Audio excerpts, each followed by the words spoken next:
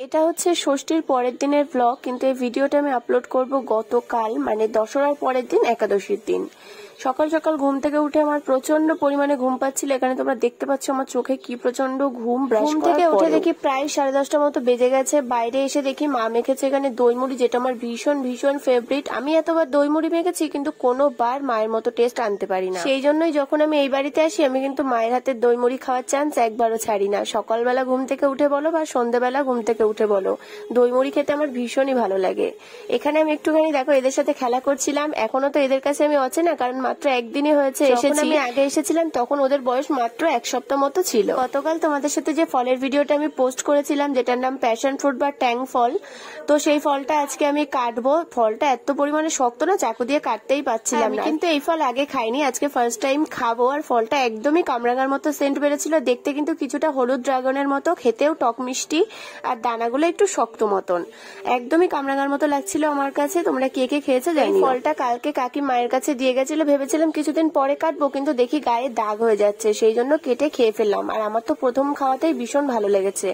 তারপর মা এখানে করেছিল ডিম সেদ্ধ সবার জন্য। ডিম সেদ্ধ খেতে আমি অতটা ভালোবাসি না, কিন্তু এখন বললাম না, শরীর কমজোরির জন্য প্রতিদিন একটা করে সকালে কিন্তু ডিম সেদ্ধ খাচ্ছি। বাড়ি এরকম ছোট বাচ্চা কাচ্চা থাকলে একটাই সুবিধা, তোমরা যখন যেখানে ঘুরবে না কেন ওরা কিন্তু তোমাদের পেছন পেছন ঘুরবে, তাতে কিন্তু মনটাও খুবই ভালো থাকে।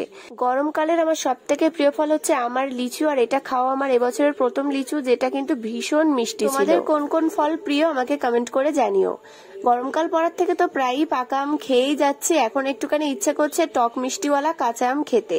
তো এই আমটা আমি আগের দিন বাড়ি থেকে নিয়ে এসেছিলাম, এই আমটাই আজকে কাটবো। এটা হচ্ছে আমাদের সেই মুরগির ঘরের পাশের আম। 2 ভাই ছিল সাথে, তো ভাবলাম যে 2টো আম কেটে ফেলি, ওরাও খেতে পারবে আর আমিও একটু খাবো। এই যে দেখো আমটা কিন্তু একদমই ডাসা, পুরোটা পেকে যায়নি, তবে এই আমি কিন্তু খেতে ভালো লাগে। আর আমাদের গাছের আম অতটাও টক না, সেই জন্য মিষ্টি মিষ্টি লাগছিল, বেশ ভালোই লাগছিল খেতে। পাকা আমের থেকে কিন্তু ডাসা আম খেতে বেশি ভালো লাগে, উপর থেকে একটু নুন ছিটে নিলে আরোই ভালো লাগে।